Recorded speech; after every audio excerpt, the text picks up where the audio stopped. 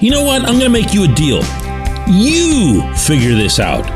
Me and you are going to switch places. You are going to come here to New York and be the reporter and ask all the questions and try to figure out, what is this? Good morning to you. Good Friday morning from New York. I'm Dejan Kovacevic of DK Pittsburgh Sports, and this is Daily Shot of Penguins. It comes your way bright and early every weekday. If you're into football and or baseball, I also offer daily shots of Steelers and Pirates that I hope you'll check out. Rangers 4, Penguins 2. It's not the outcome, even though the outcome obviously doesn't help. It's not even necessarily the overall performance. There was a sluggish start that's pretty much become a trademark for this team. But after that, after the first, I'd say 11, 12 minutes or so, the Penguins were the better team and remained that way through the end. And it doesn't matter. It doesn't matter. I can tell you that Tristan Jarry rebounded, played probably his best game since coming back from injury. That was Mike Sullivan's assessment as well. 31 saves, 16 of them on high danger chances. Great to see. A couple of big goals by Ricard Raquel and Jake Gensel, both set up very nicely by the captain. And it doesn't matter. It doesn't matter. Because none of the other things we could bring up, none of the dialogue is going to change until we get past this Brian Dumoulin, Jeff Carter thing. And I'm not being lazy, repetitious over this. It keeps jumping up and not just into your face, but like punching you in the face during every game. This is unlike anything I've covered in any sport in my life. That is not, I swear to you, an exaggeration or going over the top. I have seen teachers' pets. I have seen guys that you would swear were related to the head coach or the manager, depending on the sport. But I have never seen performance that was this low associated with such a concept. If that's what we're looking at here, 11 of the Penguins' past 13 goals have had either Dumoulin or Carter on the rink. Dumoulin was a -3, Carter a -4 in the previous game against Montreal. Coming here, they lose 4-2. The fourth goal was an empty netter. Of the 3 goals that were not into an empty net, on the very first New York goal, Dumoulin not only got caught super deep in the New York zone, but he tried a between his own legs blind pass to Sid. Vladimir Tarasenko chipped it over Sid's stick. It got to Temi Panarin, and there went Mika Zibanejad. Phew, just like that. 1-0 Rangers. Second New York goal, Jeff Carter is along the left boards in the neutral zone, facing back toward the Pittsburgh end. And as New York was chipping a puck in his direction, he got clear possession of it and saucered a pass backward to P.O. Joseph, who had a little bit of trouble, understandably, corralling this thing. Tyler Mott swoops in there, steals it, and scores. And everyone's talking about P.O.'s giveaway. He didn't make any giveaway. I talked with the kid afterward. He had virtually no recourse. He didn't say this. He took the full blame. Because that's how he is, whereas Carter just vanished like he always does after the games. But he was telling me something along the lines of how he could have just cleared the middle or whatever. That's not what you're thinking in that case. You're thinking somebody's passing the puck to me. A teammate's passing the puck to me. I got to try to catch the puck. And when he didn't get it right away, and he's caught flat-footed because he could never have expected a backward pass. This isn't soccer. And there went Mott. Boom. Just like that. Third New York goal.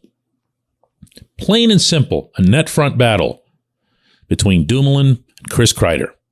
Now, Kreider, to his credit, is the most dangerous scorer of all the net front guys in the league. That doesn't necessarily mean he's the best pure net front guy, but it means that he does the most damage while he's there. Okay, does that make sense? So puck comes in from the point from Adam Fox, and it kind of meshes itself in there between him and Dumoulin, and he outmuscles Dumoulin. He puts his stick across Dumoulin's chest, and he kicks out his skate, which is not legal, but it's a net front battle, and those sorts of things have been overlooked in that area forever and ever and ever in this beautiful sport. He pounces on the rebound jar. He has no chance whatsoever. Dumoulin ends up flat on his face. And to what end? To what end? What is all this about? What is Mike Sullivan in particular trying to achieve here? Because the way I see it, Sullivan is culpable under almost any circumstance, meaning he's either oblivious to these two players being this detrimental to the overall cause. He's oblivious to the overall scenario in which, Sid would like to win another cup. And Sid and Gino and Chris Letang all came back for that purpose, and they're very much doing their part. Or, in the only way I can even give him any kind of out is that Ron Hextall and Brian Burke from above are ordering him to play these two players, and I don't believe that's the case. I just don't. I have no reason whatsoever after asking a lot of questions here to believe that anything close to that is the case. But even if it were, I'd expect the Sullivan that I know to speak up about it, not to stay silent about it, to find some way to do something, to change something. I just can't, guys. I got nothing for you here. I want to have the answers to this, but it's so inexplicable that it just doesn't have any. When we come back, J1Q.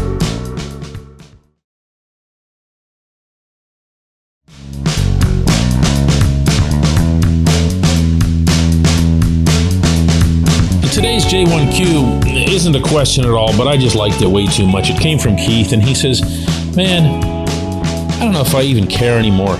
I'm so tired of watching us get scored on, and the only consistent numbers are 77 and 8.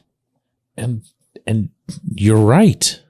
The numbers behind this, Keith, are overwhelming. I gave you the one already where one of the two's been on the ice for 11 of the past 13 goals allowed. I've got some more that I wrote up for my column on DK Pittsburgh Sports, and I'm going to share these with our podcast audience as well. Out of those, when I said 11 out of the 13, it's non-empty net goals. Dumoulin's been on for 9 of them. Carter's been on for 7, so there's a lot of overlap. For the season, Dumoulin's been on the rink for 95 goals. That is the 10th most of any player in the entire NHL. And 24 more goals than his next nearest teammate, Brian Rust. Insane, right? Dumoulin's negative goal differential of minus 37, meaning he's been out there for 95 against. He's been out there for 58-4, is the worst on the entire Penguins roster by another mind-blowing margin of 21 goals. Last night, right here in New York, Dumoulin logged 30 shifts, meaning he and Letang tied for the most of any player on either team. I don't even... What am I supposed to say to this? I can't tell you something, Keith, that's going to make you go, you know what, everything's okay. It's not okay. Because this is the kind of thing that creates big disillusionment among the fan base. Losing is bad.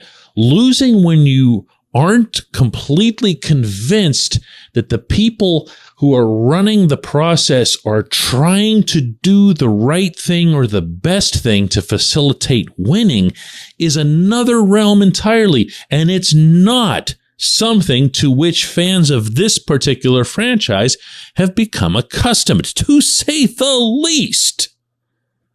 Penguins had some really tough losses over their history. They've had some really talented teams fall short. 93, 2014. Those are disappointments. Those are disappointments in the results.